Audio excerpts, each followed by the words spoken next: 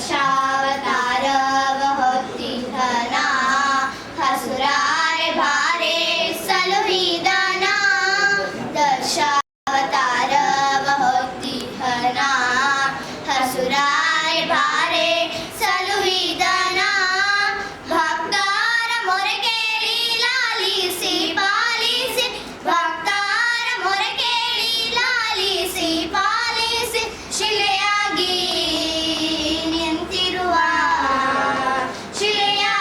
ನಿಂತಿರುವ ಚಲುವ ಶ್ರೀ ಕೇಶವನ ಚಲುವ ಶ್ರೀ ಬೇಲೂರ ಚಂದೀಗನ ಚಲುವ ಶ್ರೀ ಬೇಲೂರ ಚಂದೀಗನ ಭಾರತದ ನವಶಿಲ್ಪ ನಿರ್ಮಾಣದಲ್ಲಿ ಶಿಲೆಬಾರೆಯರು ಕೂಡಿ ತಂದರ ರಾಮನೆಯಲ್ಲಿ ಭಾರತದ ನವಶಿಲ್ಪ ನಿರ್ಮಾಣದಲ್ಲಿ ಶಿಲೆಬಾರೆಯರು ಕೂಡಿ ತಂದರ ರಾಮನೆಯಲ್ಲಿ ದೇಶ ದೇಶದ ಜನರ ಮನಸೆಳೆಯುವುದಿಲ್ಲಿ ದೇಶ ದೇಶದ ಜನರ ಮನಸೆಳೆಯುವುದಿಲ್ಲಿ ಕಲೆಯಾಗಿ ನಿಂತಿರುವ ಚಲುವ ಶ್ರೀ ಕೇಶವನ ಚಲುವ ಶ್ರೀ ಬೇಲೂರ ಚಂದೀಗನ ಚಲುವ ಶ್ರೀ ಬೇಲೂರ ಚಂದೀಗನ ಕರ್ತುಂಬ ಮನದನಿಯೇ ನೋಡ ಬನ್ನಿ ನೋಡ ಬನ್ನಿ ನೋಡ ಬನ್ನಿ.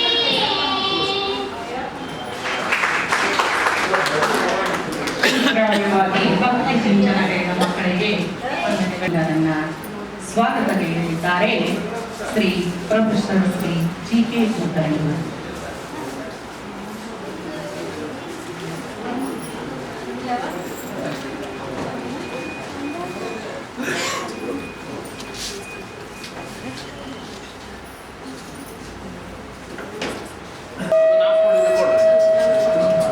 ಆಗಮಿಸಿದಂಥ ವೇದಿಕೆ ಮೇಲಿದಂಥ ಎಲ್ಲ ಗಣ್ಯರಿಗೆ ವೇದಿಕೆಯ ಕೆಳಗಿರುವಂಥ ಎಲ್ಲ ಸಭೆಗಳಿಗೆ ನಾನು ಪೂರ್ವದ ಸ್ವಾಗತವನ್ನು ಬಯಸ್ತೇನೆ. ಇದೊಂದು ಅಪರೂಪದ ಒಂದು ಕಾರ್ಯಕ್ರಮ ಅಂತೇಳಿ ನಾವು ಹೇಳಬಹುದು. ಈ ಕಾರ್ಯಕ್ರಮದಲ್ಲಿ ನನಗೆ ಇನ್ನೊಂದು ಸುಲಭವಾದ ಕೆಲಸವನ್ನು ಮುಂದೆ ಹಟ್ಟಿ ಮುಳುಗರನ್ನು ಕೊಟ್ಟಿದ್ದಾರೆ. ಏನಂದ್ರೆ ಇಲ್ಲಿ ಬಂದಂಥ ಎಲ್ಲ ಅತಿಥಿಗಳ ಪರಿಚಯ. ಏನೋ ಇಲ್ಲಿದ್ದಂಥ ಎಲ್ಲ ಅತಿಥಿಗಳು ಹೊಸಬರಾಗಿದ್ದರೆ ಅಥವಾ ಅಪರಿಚಿತರು ಆಗಿದ್ದರೆ ಅದು ನನಗೆ ಕಷ್ಟದ ಕೆಲಸ ಆಗಬಹುದಾಗಿತ್ತು, ಬಹಳಷ್ಟು ಸಮಯ ಅಥವಾ ಬಹಳ ಪ್ರಯಾಸ ಪಡಬೇಕಾಗಿತ್ತು. ಆದರೆ ಇಲ್ಲಿ ವೇದಿಕೆ ಮೇಲೆ ಇದ್ದಂಥ ಎಲ್ಲ ಗಣ್ಯರು ಚಿರಪರಿಚಿತರು, ಎಲ್ಲರಿಗೂ ಗೊತ್ತಿದ್ದವರು. ಹೀಗಾಗಿ ನನ್ನ ಕೆಲಸ ಬಹಳ ಸುಲಭ ಮತ್ತು ಪ್ರಯಾಸವಿಲ್ಲದಂತೆ ನಾನು ಹೇಳ್ಬೋದು. ಈ ಅಲ್ಪ ಪರಿಚಯವನ್ನು ಆ ದಂಗೆಯಿಂದ ನಾನು ಪ್ರಾರಂಭ ಮಾಡ್ತೀನಿ. ಶ್ರೀಯುತ ವಿಜೇಂದ್ರ ಪಾಟೀಲ್ ಅವರು ಬೆಳಗಾವಿಗೆ ಚಿರಪರಿಚಿತ ವ್ಯಕ್ತಿ. ಸಾಹಿತ್ಯದಲ್ಲಿ ವಿಶೇಷವಾದಂಥ ಆಸಕ್ತಿಯನ್ನು ಬೆಳೆದವರು. ವೃತ್ತಿಯಿಂದ ಬ್ಯಾಂಕಿನ ಉದ್ಯೋಗಿಗಳಾಗಿದ್ದರೂ ಕೂಡ ತಮ್ಮ ಬ್ಯಾಂಕಿನ ಮೂಲದ ಕೆಲಸದಲ್ಲಿಯೂ ಕೂಡ ಗುರು ಮಾಡಿಕೊಂಡು ಈ ಸಾಹಿತ್ಯಕ್ಕೆ ಸಾಕಷ್ಟು ಸೇವೆಯನ್ನು ಸಲ್ಲಿಸಿದವರು. ಬೆಳಗಾವಿಯಲ್ಲಿ ಹಲವು ವರ್ಷಗಳ ಕಾಲ ಇದ್ದರು. ನಂತರ ನಿಪ್ಪಾಣಿಗೆ ಹೋದರು. ಈಗ ಗುಲ್ಬರ್ಗದಲ್ಲಿ ಕೆಲಸ ಮಾಡ್ತಿದ್ದಾರೆ. ಸಾಕಷ್ಟು ರೇಡಿಯೋದಲ್ಲಿ ಭಾಷಣಗಳನ್ನು ಅವರು ಮಾಡಿದ್ದಾರೆ.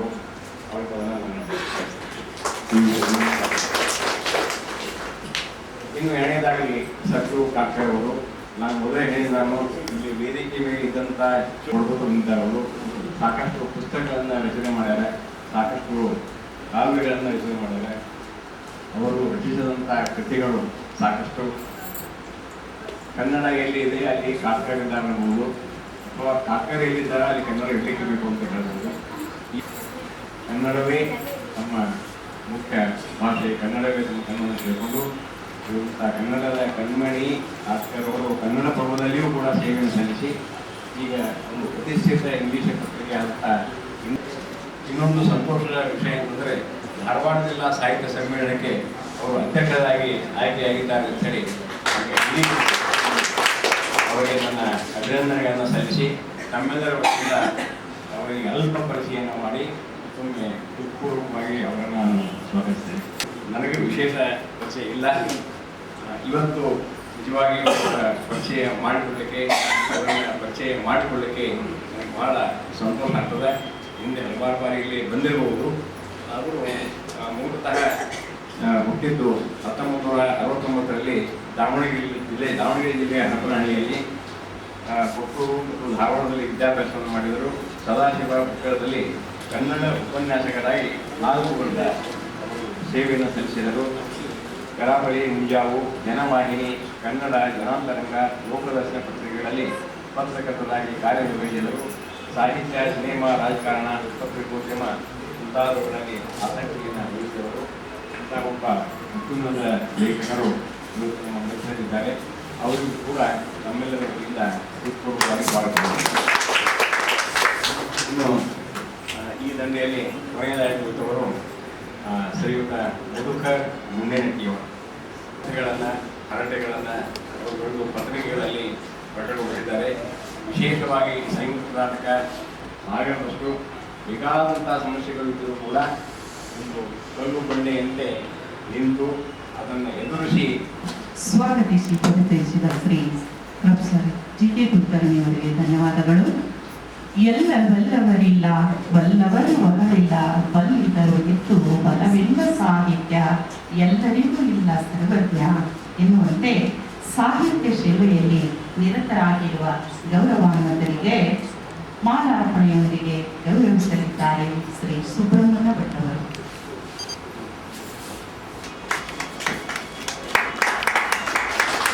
ಸಾಹಿತಿ ಡಾಕ್ಟರ್ ಅರ್ಜುನ್ ಅವರಿಗೆ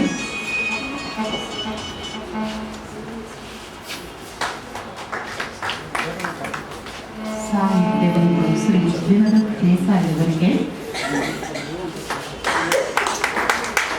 ಶ್ರೀ ವಿಜಯೇಂದ್ರ ಪಾಟೀಲ್ ಅವರಿಗೆ, ಶ್ರೀ ಗುಂಡೇನಟ್ಟಿ ಅವರಿಗೆ,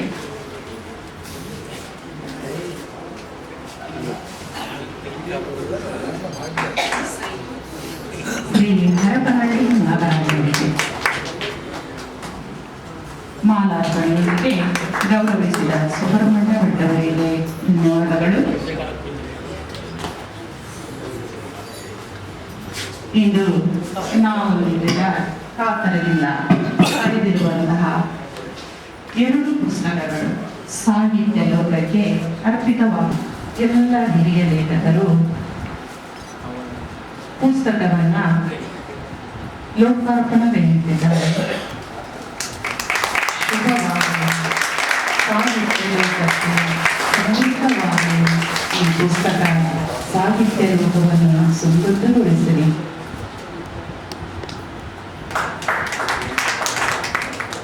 ಬೆಕ್ಕು ಮನೆಯೊಳು ಲೇಸು, ಮುದ್ದು ಕಲ್ಲಿಗೆ ಲೇಸು, ನಕ್ಕು ನಗಿಸುವ ಮುಡಿಲೇಸು, ಊರಿಗೆ ಮಣ್ಣಿನ ಭಕ್ತನಿಗ ಲೇಸು ಸರ್ವಜ್ಞ.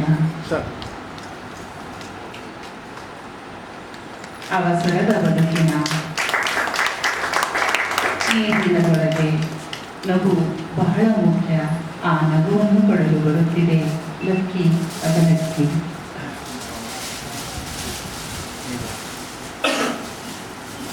ಪುಸ್ತಕ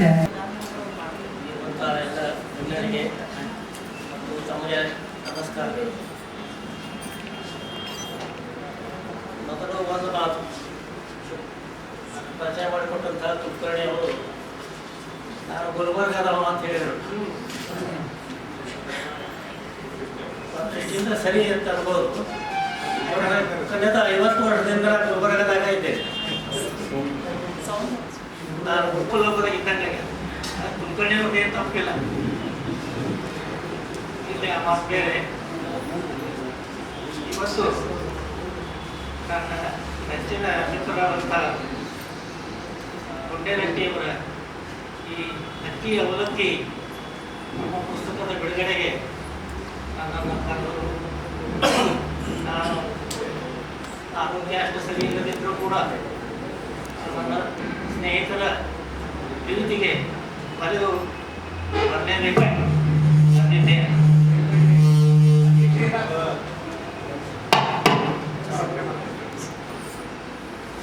ಮುಖ್ಯವಾಗಿ ಗುಂಡೇನಟ್ಟಿಯವರು ಈ ಹಾಸ್ಯ ಲೇಖನಗಳ ಕಡೆಗೆ ಹೆಚ್ಚು ಒಲವುಳ್ಳವರು. ದಲಿತ ಪ್ರಬಂಧ ಬರೆಯಬೇಕನ್ನೋ ಅವರ ಹಂಬಲ. ಆ ಪ್ರಯತ್ನದಲ್ಲೇ ಇದ್ದಾರೆ.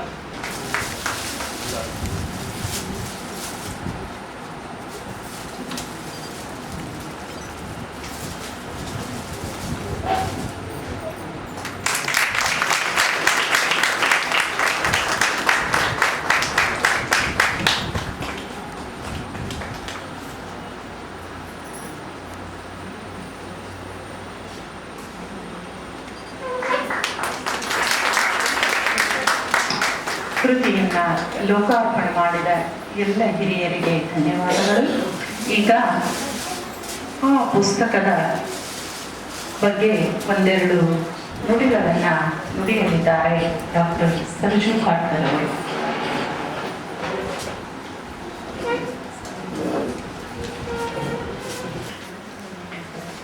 ಎಲ್ಲರಿಗೂ ನಮಸ್ಕಾರ. ಇತ್ತೀಚೆಗೆ ನಾನು ಮತ್ತು ನಮ್ಮ ಇನ್ನೊಬ್ಬ ಆತ್ಮೀಯ ಸ್ನೇಹಿತರಾಗಿರುವಂತಹ ಒಕ್ಕಳೆಯವರು ಕೂತ್ಕೊಂಡು ಸುಮ್ಮನೆ ಹಾಗೆ ಹರಟೆ ಹೊಡಿತಾ ಇದ್ವಿ. ನಾವು ಹರಟೆ ಹೊಡಿಲಿಕ್ಕೆ ಒಂದು ಏನು ಕಾರಣ ಅಂದರೆ ಈ ಮೈಕ್ಗಳ ಬಗ್ಗೆನೇ ಮಾತಾಡ್ತಾ ಇದ್ವಿ. ಮೈಕ್ ಸಭೆಯಲ್ಲಿ ಇರುವಂತಹ ಮೈಕ್ಗಳ ಬಗ್ಗೆ ನಾನು ವೃತ್ತಿಯ ಸಂಬಂಧವಾಗಿ ಅನೇಕ ಫಂಕ್ಷನ್ ಅಲ್ಲಿ ಹೋಗ್ತಾ ಇರ್ತೇನೆ. ಈ ಮೈಕ್ಗಳ ಕಿರಿಕಿರಿ ಏನಿದೆಯಲ್ಲ, ಯಾವುದೇ ಕಾರ್ಯಕ್ರಮ ಇಲ್ಲ, ಆ ಕಾರ್ಯಕ್ರಮದಲ್ಲಿ ಮೈಕ್ಗಳ ಕಿರಿಕಿರಿ ಇರೋದು ಸಾಮಾನ್ಯ ಅಂದ್ರೆ ಸಾಮಾನ್ಯ. ನಾನು ಕೊಪ್ಪಳೆ ಮಾತಾಡುವಾಗ ವಿಚಾರ ಏನು ಮಾಡಿದ್ರು ಅಂದರೆ, ಸೈನ್ಸ್ ಎಷ್ಟು ಮುಂದುವರೆದಿದೆ ಅಂತ. ಮನುಷ್ಯ ಚಂದ್ರಲೋಕಕ್ಕೆ ಹೋಗಿದ್ದಾನೆ, ಮಂಗಳ ಲೋಕಕ್ಕೆ ಹೋಗಿದ್ದಾನೆ, ಇನ್ನೂ ಅನೇಕ ಬೇಕಾದಷ್ಟು ಡೆವಲಪ್ಮೆಂಟ್ಸ್ಗಳೆಲ್ಲ ಬಂದಿದ್ದಾವೆ. ಆದರೆ ಈ ಮೈಕನ್ನು ಸುಧಾರಿಸುವಂಥ ತಂತ್ರಜ್ಞಾನ ಇನ್ನೂ ಜಗತ್ತಿನಲ್ಲಿ ಎಲ್ಲರೂ ಹುಟ್ಟಿಲ್ಲ. ಒಂದ್ಸಲ ಅಂತೂ ರಾಷ್ಟ್ರಪತಿಯವರು, ಅವಾಗ ಶಂಕರ ದಯಾಳ್ ಶರ್ಮಾ ಅವರು ರಾಷ್ಟ್ರಪತಿ ಆಗಿದ್ರು, ಒಂದು ಕಾರ್ಯಕ್ರಮ, ಬಹಳ ನ್ಯಾಷನಲ್ ಕಾರ್ಯಕ್ರಮ ಅದು. ಆ ಕಾರ್ಯಕ್ರಮದಲ್ಲಿ ಅವ್ರು ಮಾತಾಡಬೇಕಾಗಿತ್ತು. ಅವ್ರು ಬರ್ತಾರೆ, ಸ್ಟೇಜ್ ಮೇಲೆ ಬರ್ತಾರೆ, ಮೈಕ್ ಮಾತಾಡಲಿಕ್ಕೆ ಶುರು ಮಾಡಿದ್ರು, ವಾಯಿ ಅಂತ ಶುರು ಆಯಿತು. ಆಮೇಲೆ ಮತ್ತೆ ಅವ್ರು ಯಾರೋ ಬಂದರು, ಅದನ್ನು ರಿಪೇರಿ ಮಾಡಿದ್ರು ಆಯಿತು. ಮತ್ತೆ ಇವ್ರು ಮಾತಾಡಲಿಕ್ಕೆ ಮತ್ತೆ ವಾಯಿ ಅಂತ. ಅದು ಎಲ್ಲಿವರೆಗೆ ಅಂದರೆ, ಎಷ್ಟು ಸಲ ರಾಷ್ಟ್ರಪತಿಗಳು ಮಾತಾಡ್ಲಿಕ್ಕೆ ಪ್ರಯತ್ನ ಪಟ್ಟರು ಅಷ್ಟೆಲ್ಲ ಸಲನೂ ಅದು ವೈನ ಆಗಿರುತ್ತೆ. ಕೊನೆಗೆ ರಾಷ್ಟ್ರಪತಿಯವರು ಆ ಮೈಕನ್ನು ಒಗೆದು ನೇರವಾಗಿ ಬಂದು ಸೀಟ್ ಮೇಲೆ ಕೂತ್ಕೊಂಡ್ರು. ಅಂದರೆ ಮನುಷ್ಯ ಅಷ್ಟೇ ಮುಂದುವರೆದ್ರು ಸಹಿತ ಈ ಮೈಕನ್ನು ಸುಧಾರಿಸ್ಲಿಕ್ಕೆ ಇನ್ನೂ ಆಗಿಲ್ಲ. ಈಗ ಅದರ ಅನುಭವನೂ ಈಗ ಎಲ್ಲರಿಗೂ ಗೆಳೆಯರೇ ಮತ್ತು ವೇದಿಕೆ ಮೇಲಿರುವಂತಹ ಎಲ್ಲ ಗಣ್ಯರೇ, ಒಬ್ಬ ಹೊಸ ಕಥೆಗಾರ ನಾಗರಾಜ್ ಹರಪನಹಳ್ಳಿಯವರ ಕಥಾ ಸಂಕಲನವನ್ನು ಇವತ್ತು ಲೋಕಾರ್ಪಣೆ ಆಗ್ತಾ ಇದೆ. ಒಂದು ಸಂತೋಷದ ಸಂದರ್ಭ. ಹರಪನಹಳ್ಳಿಯವರು ವೃತ್ತಿಯಿಂದ ನನ್ನ ಹಾಗೆಯೇ ಅವರು ಒಬ್ಬ ಪತ್ರಕರ್ತರಿದ್ದಾರೆ. ಅವರು ಕರ್ನಾಟಕ ವಿಶ್ವವಿದ್ಯಾಲಯದಿಂದ MA ಪದವಿಯನ್ನು ಪಡೆದು ಒಂದು 4-6 ವರ್ಷಗಳ ಕಾಲ ಒಂದು ಕಾಲೇಜ್, ಒಂದು 2-3 ಕಾಲೇಜಲ್ಲಿ ಅವರು ಕಲಿಸಿ ಈಗ ಪತ್ರಕಾರರಿಗೆ ಅವರು ತಮ್ಮ ಸೇವೆಯನ್ನು ನೀಡ್ತಾ ಇದ್ದಾರೆ. ಕಾರವಾರದಲ್ಲಿ ಅವರು ವಾಸ ಮಾಡ್ತಾರೆ. ಆ ಕಥಾ ಸಂಕಲನದ ಹೆಸರು ಸಹಿತ ಅವರು ಕಡಲ ದಂಡೆಗೆ ಬಂದ ಬಯಲು ಅಂತ ಇದ್ದಾರೆ. ಅವರು ಬಂದಿರೋದು ಬಯಲು ಪ್ರದೇಶದಿಂದ, ಹರಪನಹಳ್ಳಿ ಪ್ರದೇಶದಿಂದ ಅವರು ಬಂದವರು. ಕಡಲ ದಂಡೆ ಕಾರವಾರದಲ್ಲಿ ಅವರು ಕೆಲಸ ಮಾಡ್ತಿದ್ದಾರೆ.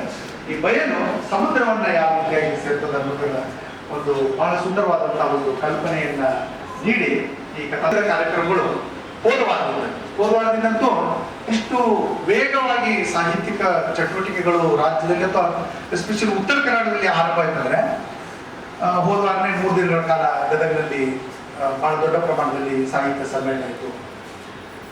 ಗೀತಾ ನಾಗಭೂಷಣ್ ಅವರು ಅಲ್ಲಿ ಅಧ್ಯಕ್ಷರಾಗಿದ್ದರು. ಅವರ ಮಾತುಗಳು ಅನೇಕ ಚರ್ಚೆಗೆ ಗ್ರಾಸವಾಯಿತು. ಅದು ಆಗಿ 3 ದಿನ ಆದ ನಂತರ ಇವತ್ತು ಈ ಕಾರ್ಯಕ್ರಮ ಇವತ್ತು ಆಗ್ತಾ ಇದೆ. ನಾಳೆ ನನ್ನದೇ ಆದಂತಹ ನನ್ನ ಪುಸ್ತಕದ ಒಂದು 4ನೇ ಆವೃತ್ತಿಯ ಬಿಡುಗಡೆ ನಂದಾಗ್ತಾ ಇದೆ.